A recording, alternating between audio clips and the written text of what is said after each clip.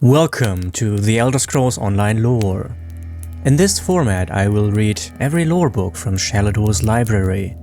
Today I've got all 10 books from the Planes of Oblivion section prepared for you. This is a video you don't have to watch, but instead can be put on in the background to do chores, to meditate, or simply to fall asleep to. A quick warning so you don't get spooked. At around 14 minutes, and again at 39, we hear a Daedra speaking firsthand, so this is not your sleep demon speaking, but I'm very happy with how I managed to nail the Daedric voice, so you should definitely listen until then. If you want more audiobooks like this in the future, please like the video and subscribe for future episodes. Now, sit back, relax, and enjoy the lore books from the Planes of Oblivion.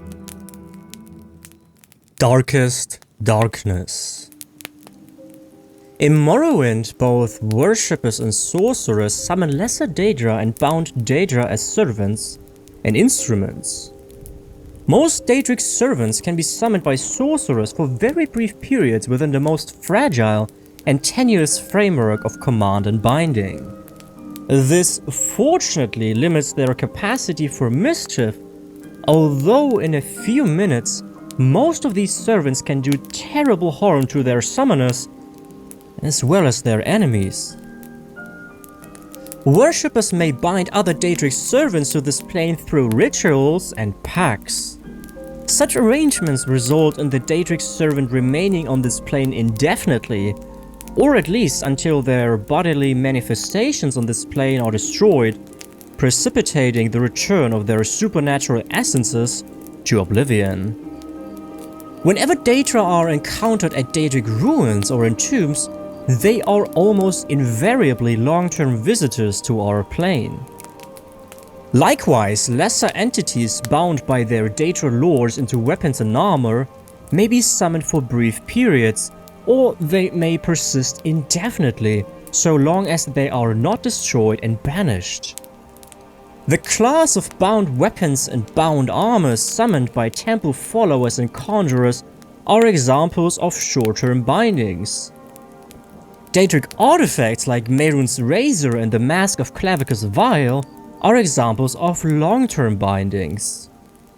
The Tribunal Temple of Morrowind has incorporated the veneration of Daedra as lesser spirits subservient to the immortal Almsivi, the triune godhead of Almalexia, Solthaseel, and Vivec. These subordinate Daedra are divided into the good Daedra and the bad Daedra. The good Daedra have willingly submitted to the authority of Almsivi. The bad Daedra are rebels who defy Almsivi, treacherous kin who are more often adversaries than allies. The good Daedra are Boethia, Asura, and Mephala. The Hunger is a powerful and violent lesser Daedra associated with Boethia, father of plots. A sinuous, long-limbed and long-tailed creature with a beast skulled head, noted for its paralyzing touch and its ability to disintegrate weapons and armor. The Winged Twilight is a messenger of Asura, goddess of dusk and dawn. Winged Twilights resemble the feral harpies of the West, though the feminine aspects of the Winged Twilights are more ravishing, and their long, sharp, hooked tails are immeasurably more deadly. Spider Daedra are the servants of Mephala, taking the form of spider humanoid centaurs with a naked upper head, torso, and arms of human proportions, mounted on the 8 legs and armored carapace of a giant spider. Unfortunately, these Daedra are so fierce and irrational that they cannot be trusted to heed the commands of the spinner. As a consequence, few sorcerers are willing to either summon or bind such creatures in Morrowind. The bad Daedra are Mehrunes Dagon, Malakath, Sheogorath, and Moloch Bal. 3 lesser Daedra are associated with Mehrunes Dagon: the agile and pesky Scamp, the ferocious and beast-like Clanfear, and a noble and deadly Dromora. The crocodile-headed humanoid Daedra called Daedroth is a servant of Moloch Baal, while the giant but dim-witted Ogrim is a servant of Malakath.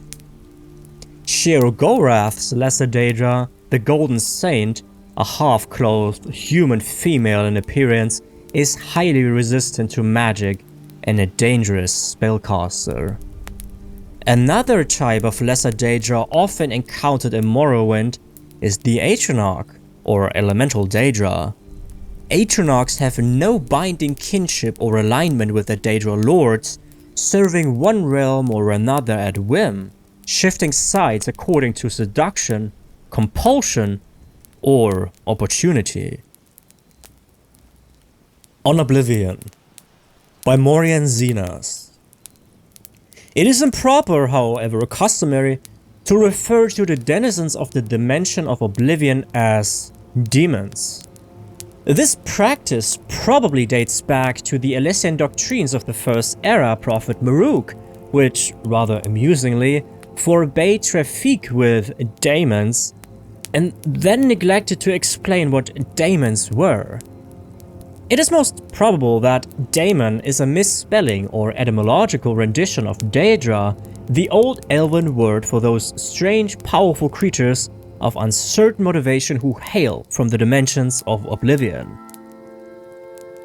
In a later tract by King Hael the Pious of Skyrim, almost 1,000 years after the publication of the original doctrines, the evil machinations of his political enemies are compared to the wickedness of the demons of Oblivion. Their depravity equals that of Sanguine itself. They are cruel as Boethia, calculating as Moloch Baal, and mad as Sheogorath. Hael the Pious thus long-windedly introduced 4 of the Daedra Lords to written record. But the written record is not, after all, the best way to research Oblivion and the Daedra who inhabit it. Those who traffic with daemons seldom wish it to be a matter of public account. Nevertheless, scattered throughout the literature of the First Era are diaries, journals, notices for witch burnings, and guides for Daedra slayers. These I have used as my primary source material. They are at least as trustworthy as the Daedra Lords I have actually summoned and spoken with at length. Apparently, Oblivion is a place composed of many lands, thus the many names for which Oblivion is synonymous. Coldharbour, Quagmire, Moonshadow, etc. It may be correctly supposed that each land of Oblivion is ruled over by one prince. The Daedric princes whose names appear over and over in ancient records, though this is not an infallible test of their authenticity or explicit existence to be sure, are the aforementioned Sanguine, Boethia, Moloch Baal, and Sheogorath, and in addition, Asura, Mephala, Clavicus Vile, Vermina, Malakath, Hermias or Hermaeus or Hermias or Herma, there seems to be no one accepted spelling, Mora, Namira, Jigalag, Nocturnal, Mehrunes Dagon, and Periite. From my experience, Daedra are a very mixed lot. It is almost impossible to categorize them as a whole, except for their immense power and penchant for extremism. Be that as it may, I have here attempted to do so in a few cases, purely for the sake of scholastic expediency. Mehrunes Dagon, Moloch Baal, Periite, Boethia, and Vermina are among the most consistently demonic of the Daedra, in the sense that their spheres seem to be destructive in nature. The other Daedra can, of course, be equally dangerous, but seldom purely for the sake of destruction as these 5 can. Nor are these previous 5 identical in their destructiveness. Mehrunes Dagon seems to prefer natural disasters, earthquakes and volcanoes, for venting his anger. Moloch Ball elects the employment of other Daedra, and Boethia inspires the arms of mortal warriors. Periite's fear seems to be pestilence, and Vermina's torture. In preparation for the next installment in this series, I will be investigating two matters that have intrigued me since I began my career as a Daedra researcher.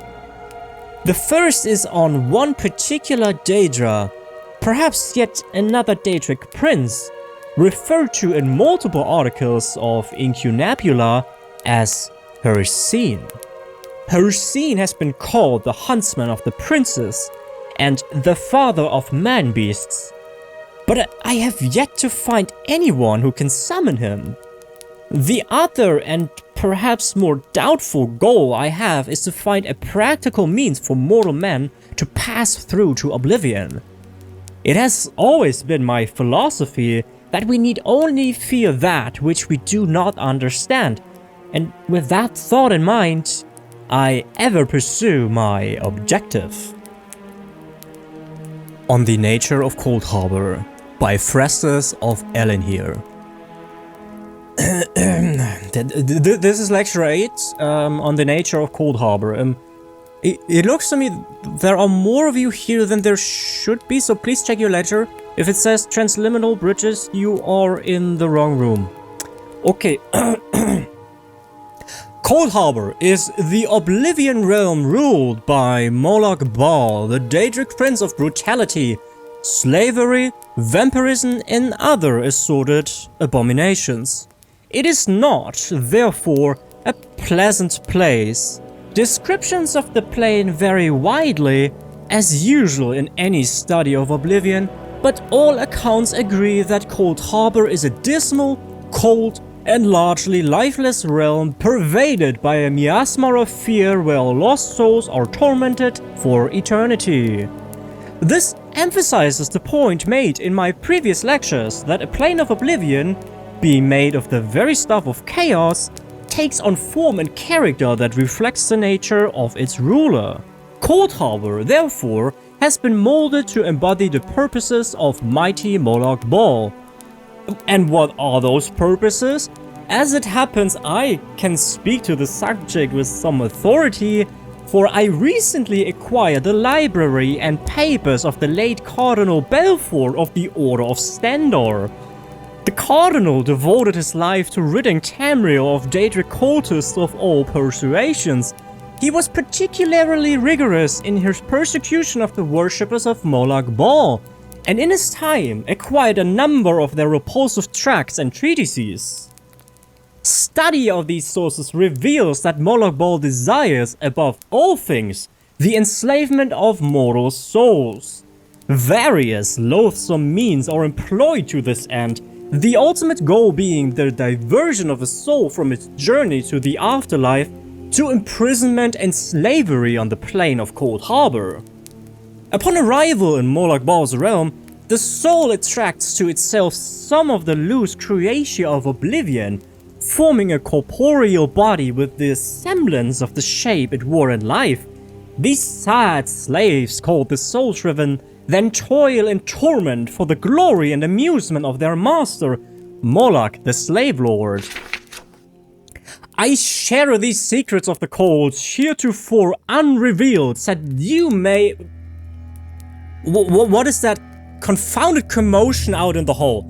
How am I supposed to lecture over those blood-curdling screams? I can't work under these conditions. Spirit of the Daedra. How you should know us. Death, defeat, and fear. We do not die. We do not fear death. Destroy the body and the animus is cast into the darkness, but the animus returns. But we are not all brave. We feel pain and fear it. We feel shame and fear it. We feel loss and fear it. We hate the darkness and fear it. The scabs have small thoughts and cannot fear greatly. The Vermai have no thoughts and cannot fear. The Tremora have deep thoughts and must master fear to overcome it. The clan bond. We are not born, we have no fathers nor mothers, yet we have kin and clans. The clan form is strong, it shapes body and thought, and the clan form is strength and purpose. The oath bond. We serve by choice. We serve the strong so that their strength might shield us. Clans serve by long practice, but practice may change. Tremora have long served Dagon, but not always so. Practice is secure when oath bonds are secure and trust is shared. When oath bonds are weak, there is pain and shame and loss and darkness and great fear. How we think about man. Perhaps you find scabs comic and Vermai brutish. How then do you imagine we view you, humans?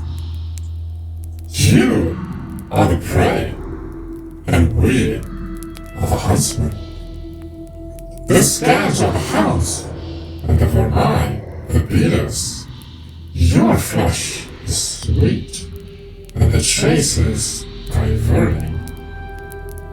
As you may sometimes praise the fox or hare, admiring its cunning and speed, and lamenting as the hounds tear its flesh, so do we sometimes admire our prey, and secretly applaud when it cheats our snares, or eludes pursuit. But like all worldly things, you will in time wear, and you stop, you age, grow ugly, weak and foolish. You are always lost, late or soon. Sometimes the prey turns upon us and bites. It is a small thing. When wounded or weary, we fly away to restore. Sometimes a precious thing is lost, but that risk makes the chase all the sweeter. Man's mystery. Man is mortal and doomed to death, and failure, and loss. This lies beyond our comprehension. Why? Do you not despair? The Book of Daedra. Asura, whose sphere is dusk and dawn, the magic in between realms of twilight, known as Moonshadow, mother of the rose and queen of the night sky. Boethia, whose sphere is deceit and conspiracy, and the secret plots of murder, assassination, treason, and unlawful overthrow of authority. Clavicus Vile, whose sphere is the granting of power and wishes through ritual invocations and pacts. Hermaeus Mora, whose sphere is scrying of the tates of fate, of the past and future as read in the stars and heavens, and in whose dominion are the treasures of knowledge and memory. Hircine, whose sphere is the hunt, the sport of Daedra, the great game, the chase, known as the huntsman and the father of man-beasts. Malakath, whose sphere is the patronage of the spurned and ostracized, the keeper of the sworn oath and the bloody curse. Mehrunes Dagon, whose sphere is destruction, change, revolution, energy, and ambition. Mephala, whose sphere is obscure to mortals, known by the names Web Spinner, Spinner, and Spider, whose only consistent theme seems to be the interference in the affairs of mortals for her amusement. Meridia, whose sphere is obscure to mortals, who is associated with the energies of living things.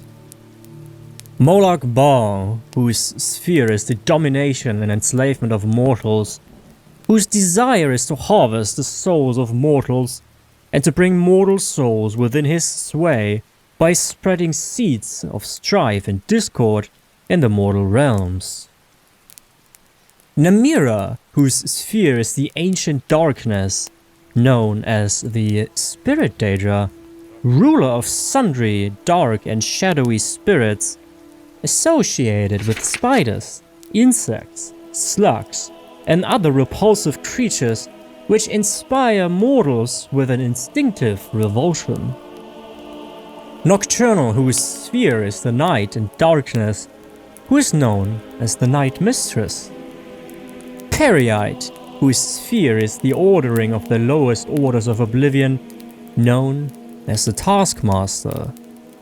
Sanguine, whose sphere is hedonistic revelry and debauchery and passionate indulgences of darker natures. Sheogorath, whose sphere is madness, and whose motives are unknowable.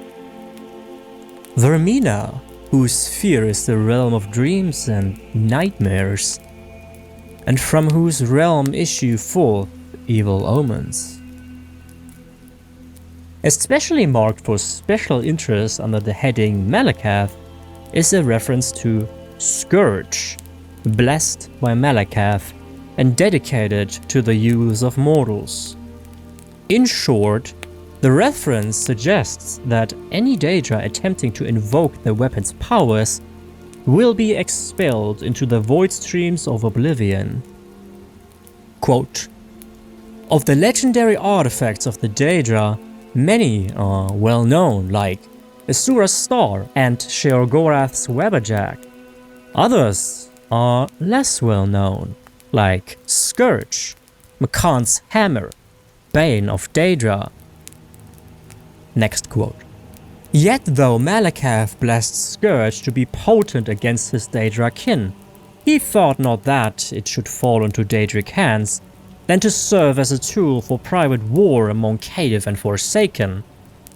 Thus did Malakath curse the device such that, should any dark kin seek to invoke its powers, that a void should open and swallow that Daedra, and purge him into Oblivion's void streams, from thence to pathfind back to the real and unreal worlds in the full order of time."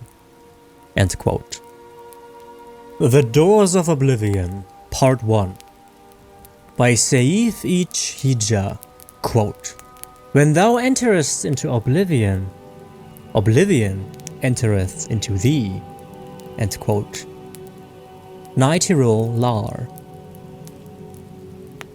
The greatest mage who ever lived was my master, Morian Zenus. You have heard of him as the author of the book on Oblivion, the standard text for all on matters Daedric.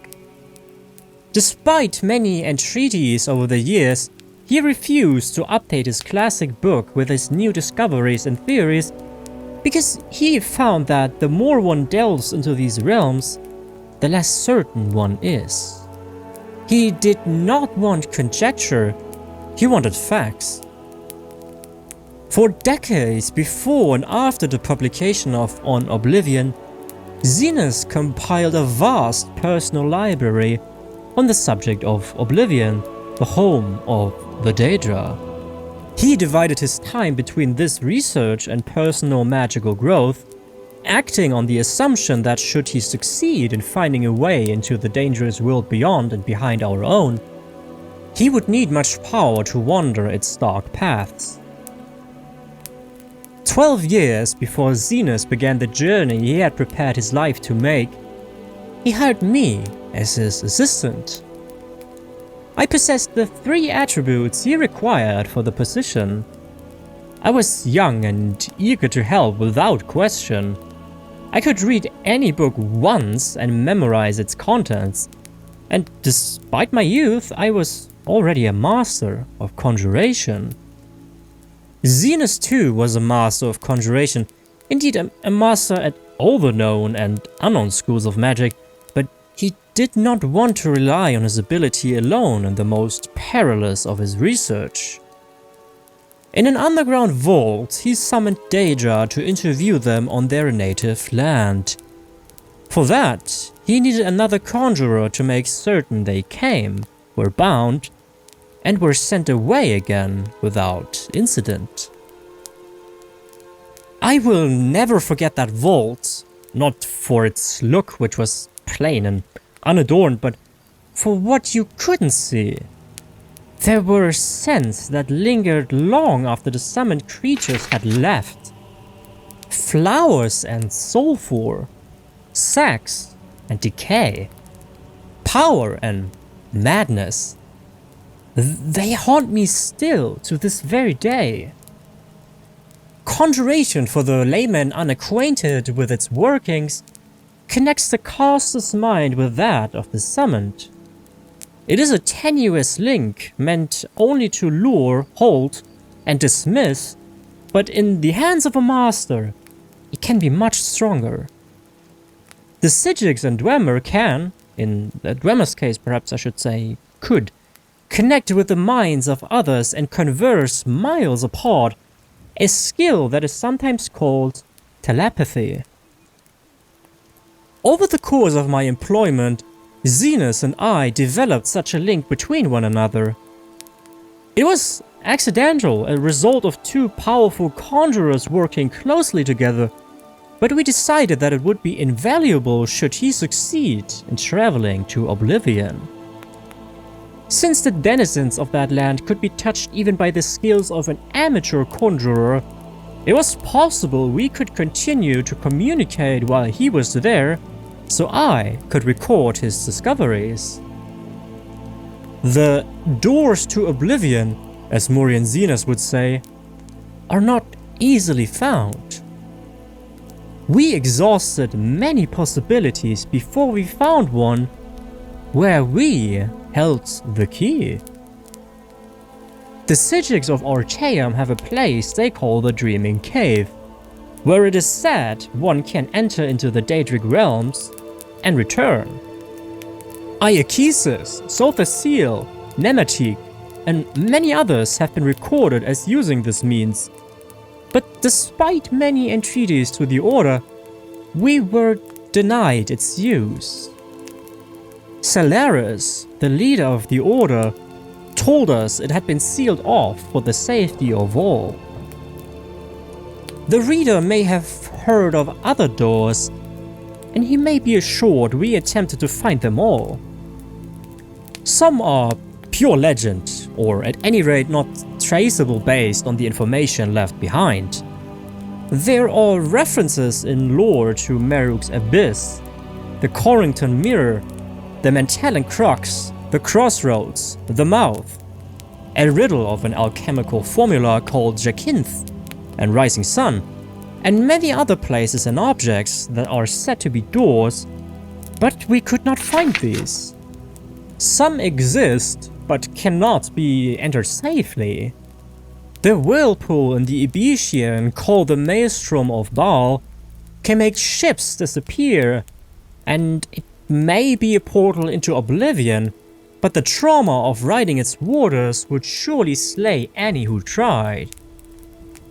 Likewise, we did not consider it worth the risk to leap from the Pillar of Thras, a 1,000-foot tall spiral of coral, though we witnessed the sacrifices the Sloat made there. Some victims were killed by the fall, but some indeed seemed to vanish before being dashed on the rocks. Since the slow did not seem certain why some were taken and some died, we did not favor the odds of the plunge. The simplest and most maddeningly complex way to go to Oblivion was simply to cease to be here and begin to be there. Throughout history, there are examples of mages who seem to travel to the realms beyond ours seemingly at will. Many of these voyages are long dead if they ever existed, but we were able to find one still living. In a tower off Zephyrbal Bay on the island of Vardenfell in the province of Morrowind, there exists a very old, very reclusive wizard named Divaith Fear. The Doors of Oblivion, Part 2. Divaith Fear was not easy to reach, and he was reluctant to share with Morian Zenus the secret door to Oblivion. Fortunately, my master's knowledge of lore impressed Fear, and he taught him the way. I would be breaking my promise to Zenus and Fear to explain the procedure here, and I would not divulge it even if I could. If there is dangerous knowledge to be had, that is it. But I do not reveal too much by saying Fear's scheme relied on exploiting a series of portals to various realms created by a Telvanni wizard long missing and presumed dead. Against the disadvantage of this limited number of access points, we weighed the relative reliability and security of passage, and we considered ourselves fortunate in our informant. Morian Zenus then left this world to begin his exploration. I stayed at the library to transcribe his information and help him with any research he needed. Dust? He whispered to me on the first day of his voyage. Despite the inherent dreariness of the word, I could hear his excitement in his voice, echoing in my mind. I can see from one end of the world to the other, in a million shades of grey.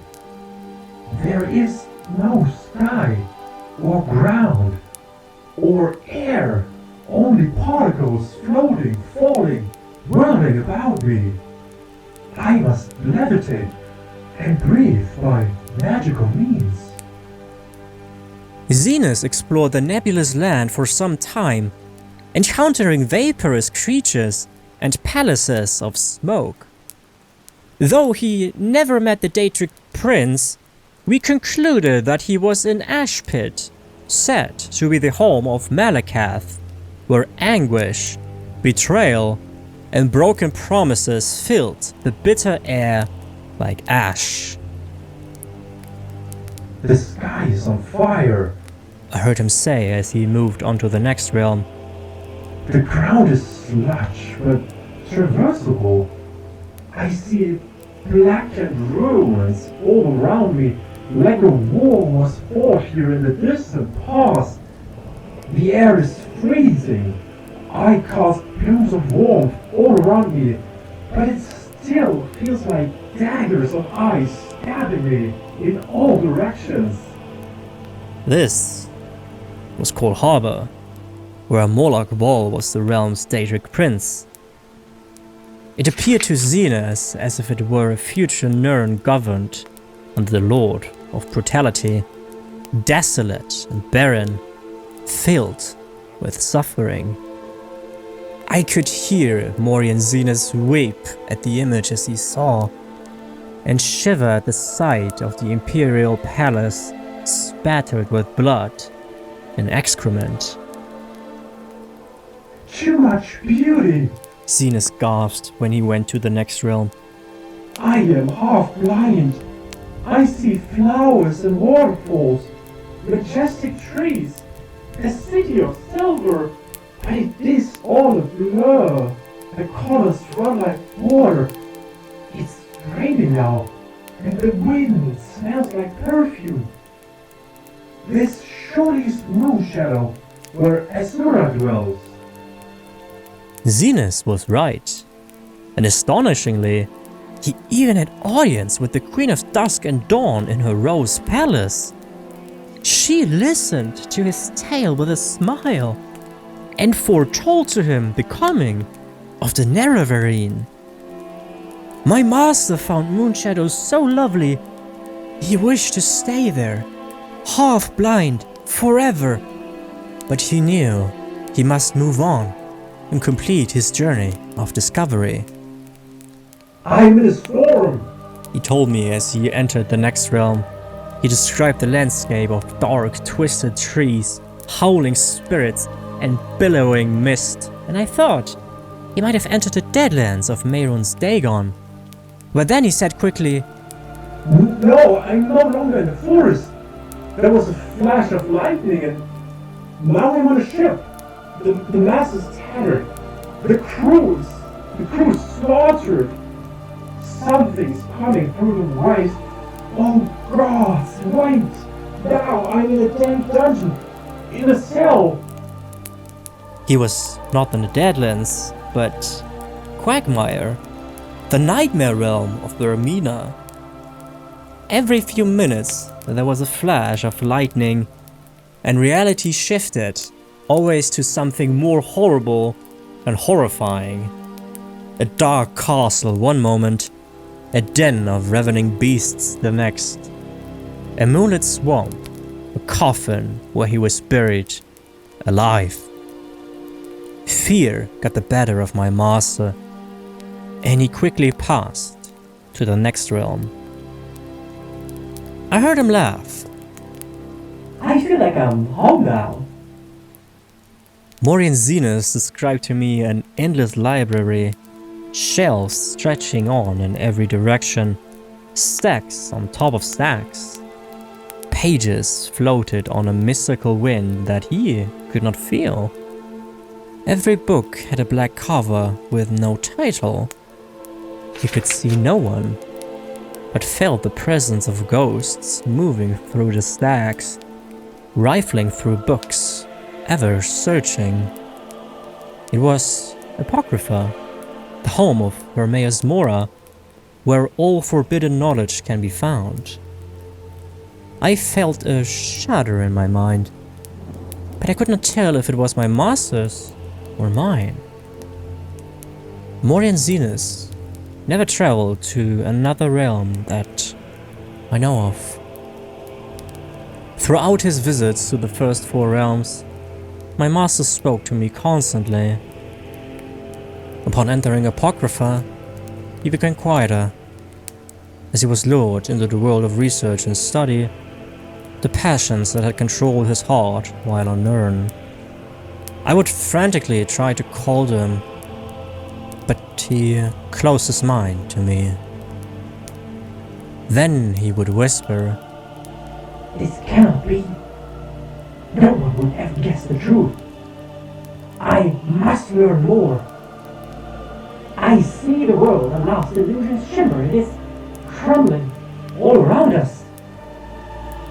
I would cry back to him, begging him to tell me what was happening, what he was seeing, what he was learning. I even tried using conjuration to summon him, as if he were a Daedra himself, but he refused to leave.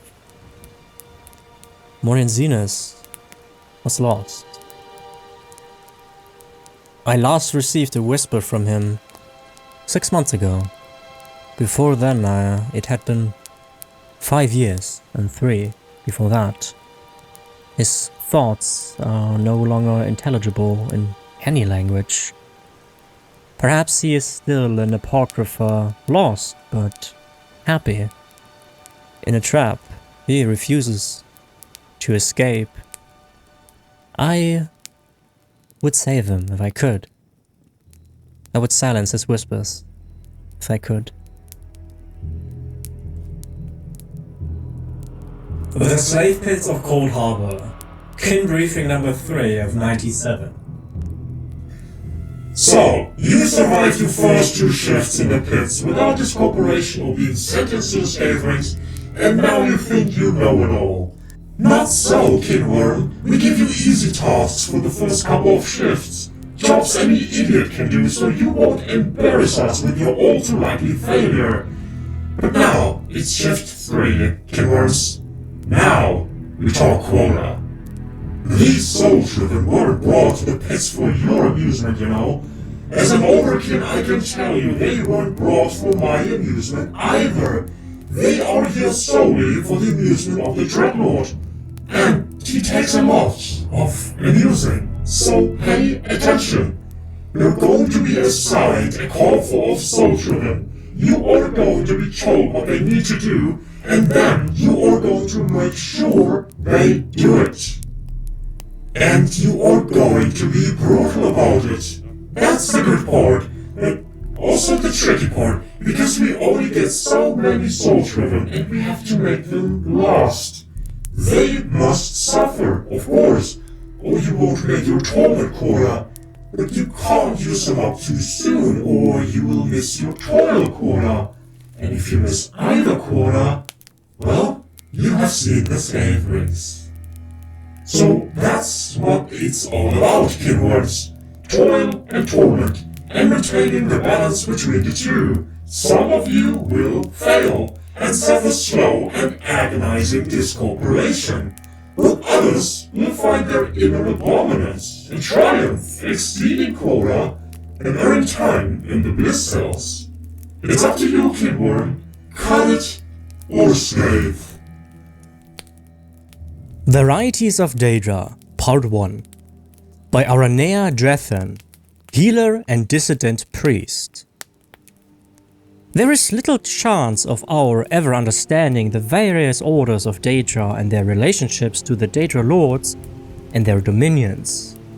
Of the varieties of Daedra that appear in our world, and the varieties of their relationships to their fellows and their Daedra patrons, there is no end.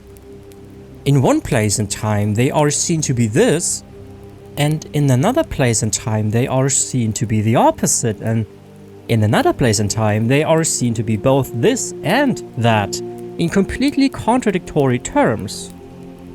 What Daedra serves this prince? What Daedra gives orders? And what Daedra serves in what hierarchy and under what circumstances? What Daedra exist in the fellowship with one another? And what Daedra have eternal enmity to one another, and what Daedra are solitary or social, and by turns solitary or social.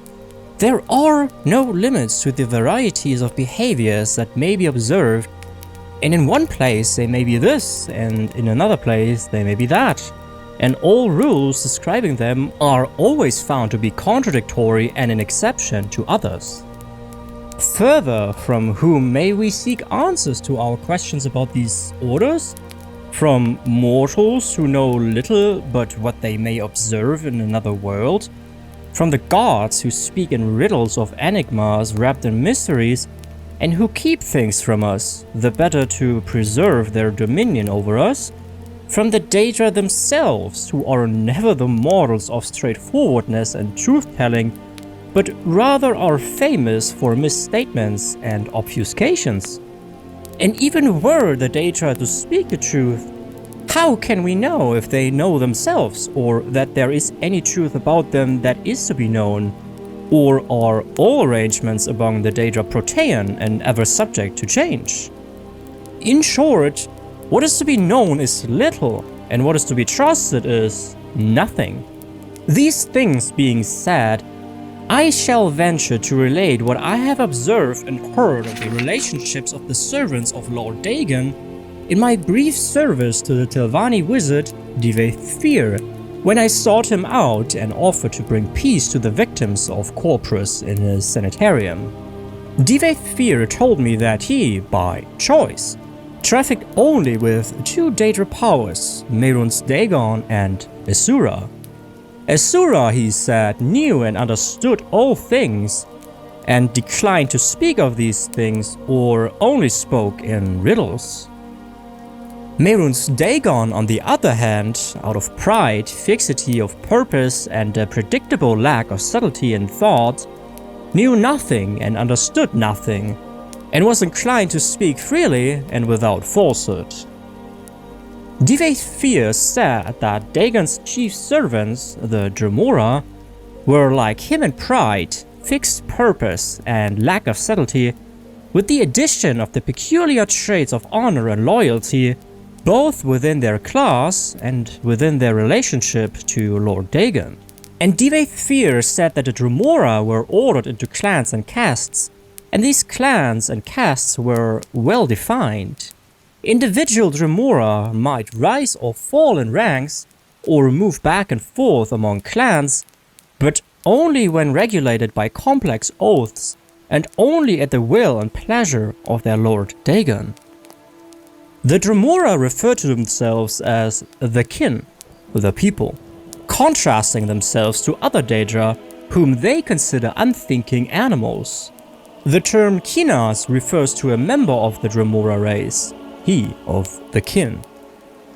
The least of kin castes are the churls, the undistinguished rabble of the lowest rank of Dremora. Churls are obsequious to superiors, but ferociously cruel to humans and other Daedra. Next in rank are the caitiffs, creatures of uncalculating zeal, energy without discrimination. Caitiffs are used as irregulars in the faction wars of the Daedra, as berserkers and shock troops, undisciplined and unreliable, but eager and willing. The highest of the regular rank and file of Dremora troops are the Kinvals, warrior knights who have distinguished themselves in battle and shown the deliberate steadiness of potential war leaders. Above the rank and file warriors of the churl, caitiffs and kinvar castes are the officer castes. A kinreeve is a clan sheriff or clan officer. Kinreeves are typically associated either with a clan fighting unit or an administrative office in the order of battle. The Kinmarcher is the lord and high officer of a Daedric citadel, outpost, or gate. A Kinmarcher's command is usually associated both with a unit and with a fief, a location or territory for which he is responsible. Above the Kinmarcher is the Marquinas, or Grand Duke. A Marquinas is a Lord of Lords, and member of the Marquin, Mehrunes Dagon's Council of Lords. The highest rank of Dremora is the Valkinas, or Prince. This warrior duke is a member of the Valkin, Mehrunes Dagon's personal guard. The Valkinas are rarely encountered on Tamriel. Normally they remain by Mehrunes Dagon's side or serve as commanders of operations of particular importance or interest to Dagon. Varieties of Daedra, Part 2.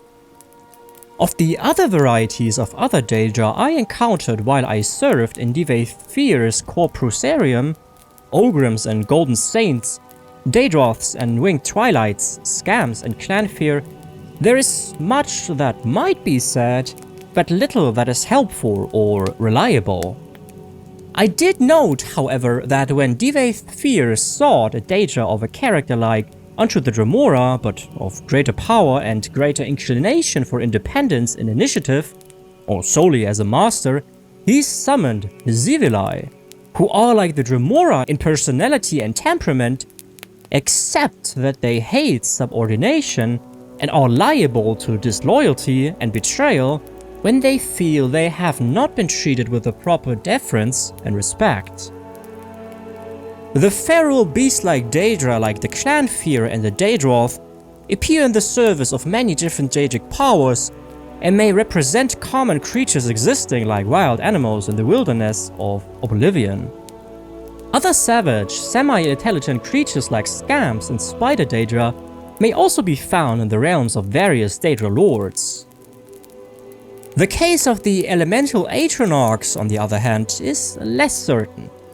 Flame and Frost Atronachs, for example, appear to be highly intelligent, but not all varieties of elemental Atronachs seem to be social or to have the power of speech. Fear preferred not to summon or deal with these creatures, had little experience with them, and showed no inclination to speculate upon their nature, so I learned little about them during my time at Telfir. If you are still awake and you need another video, then you can find another audiobook right here. If you enjoyed this, then please like the video and subscribe to catch future episodes. And as always, I leave you with, I hope you have a great day. I hope you have an awesome day. You take care of yourself, and I will see you next time.